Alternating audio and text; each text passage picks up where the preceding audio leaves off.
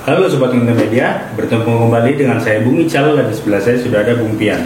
Oke Bung. Hari ini kita akan bahas mengenai skuad Inter Milan yang berpotensi untuk menjadi juara Liga Champions nih Bung. Ya. Setelah kurang lebih 13 tahun lamanya Terakhir kali di tahun 2010 tidak mendapatkan gelar Liga Champions nih. Ya. Langsung saja masuk pembahasan seperti biasa yang akan kita bahas mulai dari susunan pemain, statistik pelatih, posisi klasemen, dan yang terakhir pertandingan yang akan dihadapi Inter Milan selanjutnya Bung. Langsung saja pembahasan yang pertama Bung, susunan pemain, ada siapa aja nih Bung? Oke Bung, untuk susunan pemain dari Inter Milan, dari kiper dulu, ini yang pertama ada nama Andre Onana, yang baru didatangkan Inter Milan dari Ajax Amsterdam di bursa transfer musim panas tahun lalu di 2022.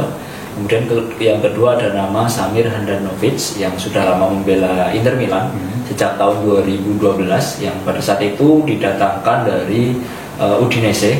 Kemudian yang terakhir ada nama Alex Cordas. Itu untuk tiga kiper yang saat ini ada di Inter Milan. Kemudian yang kedua dari segi back atau lini belakang, yang pertama ada nama Milan Skriniar yang saat ini sedang cedera, yang didatangkan dari Sampdoria pada saat itu di tahun 2017. Kemudian selanjutnya ada nama Alessandro Bastoni yang membela Inter Milan sejak tahun 2017 juga, ini yang pada saat itu didatangkan dari Atalanta. Kemudian selanjutnya ada nama Stefan de Vrij yang membela Inter Milan sejak tahun 2018, yang pada saat itu didatangkan dari SS Lazio. Kemudian selanjutnya ada nama Francesco Acerbi yang merupakan pemain pinjaman dari Lazio yang masa pinjamannya akan habis di akhir musim nanti Bung. Kemudian selanjutnya ada nama Danilo D'Ambrosio yang merupakan pemain Inter Milan sejak tahun 2014, sudah cukup lama, yang pada saat itu didatangkan dari Torino, yang kontraknya akan habis di akhir musim nanti. Kemudian selanjutnya ada nama Federico Di Marco yang membela Inter Milan sejak tahun 2018, yang didatangkan dari FC Sion. Kemudian selanjutnya ada nama Raul Bellanova yang merupakan pemain pinjaman dari Cagliari yang masa pinjamannya akan berakhir di akhir musim nanti nih Bung. Kemudian yang terakhir ada nama Matteo Darmian yang merupakan pemain membela Inter Milan sejak tahun 2021 yang didatangkan dari Parma. Itu untuk back atau pemain belakang yang ada di skuad Inter Milan saat ini. Kemudian untuk dari segi gelandang atau pemain tengah, yang pertama ada nama Marcelo Brozovic yang membela Inter Milan sejak tahun 2016, yang pada saat itu didatangkan dari Dinamo Zagreb. Kemudian selanjutnya ada nama Christian Aslani yang saat ini di Inter Milan statusnya hanya pemain pinjaman tuh.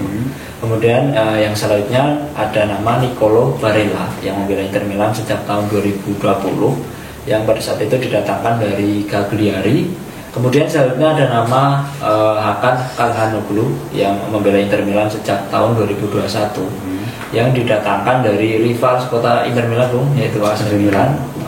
Kemudian selanjutnya ada nama Roberto Gagliardini yang membela Inter Milan sejak tahun 2017, yang pada saat itu didatangkan dari Atalanta. Kemudian selanjutnya ada nama Denzel Dumfries yang membela Inter Milan sejak tahun 2021, yang pada saat itu didatangkan dari PSV Eindhoven. Dan kemudian ada nama Robin Gosens yang membela Inter Milan sejak Januari tahun 2022 yang didatangkan dari Atalanta. Dan kemudian ada nama Henrich Mkhitaryan yang didatangkan Inter Milan dari AS Roma di bursa transfer musim panas lalu di tahun 2022, yang kemarin di leg pertama melawan AC Milan di babak semifinal Liga Champions, Henrich Mkhitaryan mampu mencetak 1 gol dan turut membantu Inter Milan memenangi pertandingan dengan skor 2-0. Itu untuk pemain tengah atau gelandang yang ada di Inter Milan saat ini.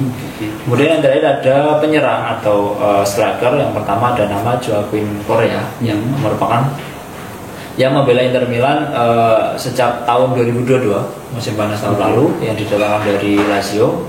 Dan kemudian selanjutnya ada nama Lautaro Martinez yang membela Inter Milan sejak tahun 2018. Dan kemudian ada nama Romelu Lukaku yang saat ini statusnya merupakan pemain pinjaman dari Chelsea ya Bung, yang masa pinjamannya akan berakhir di akhir musim nanti. Dan yang terakhir ada nama Edin Dzeko yang membela Inter Milan sejak tahun 2021, yang didatangkan dari AS Roma yang kemarin juga mencetak 1 gol pada saat melawan AC Milan di leg pertama babak semifinal. Itu untuk nama-nama pemain yang ada di skuad Inter Milan saat ini, Bung. Oke. Lanjut, Bung, untuk statistik pelatih Simone Inzaghi selama melatih Inter Milan ini seperti apa nih? Oke, Bung. Untuk Simone Inzaghi ini melatih Inter Milan sejak tahun 2021 yang akan yang memiliki kontrak hingga Juni 2024. Kemudian Simone Inzaghi di Inter Milan sudah memainkan 103 pertandingan dengan catatan 65 kali meraih kemenangan, kemudian 18 kali imbang dan juga 20 kali mengalami kekalahan. Kemudian di musim 2022-2023 di seluruh kompetisi, Simone Inzaghi sudah memainkan 51 pertandingan dengan catatan 31 kali meraih kemenangan, kemudian 7 kali hasil imbang dan 13 kali mengalami kekalahan. Kemudian untuk total poin yang didapatkan di angka 100 poin. Kemudian untuk trofi yang diberikan Simone Inzaghi untuk Inter Milan ini ada 2 Piala Super Italia, yaitu di musim 2021-2022 dan di musim 2022-2023. Dan kemudian Inzaghi juga sudah memberikan 1 kali juara Coppa Italia, yaitu di musim 2021-2022. Itu untuk statistik Simone Inzaghi selama melatih Inter Milan dan juga trofi yang sudah diberikan Inzaghi untuk Inter Milan. Oke. Kemudian untuk posisi klasemen Inter Milan di Liga Italia ini seperti apa, Bung? Untuk posisi klasemen Inter Milan saat ini, Inter Milan berada di posisi ketiga dengan raihan 66 poin dari 35 pertandingan. Selisih 3 poin dari Juventus yang saat ini berada di peringkat kedua dan selisih 17 poin dari Napoli yang sudah memastikan gelar juara Serie A.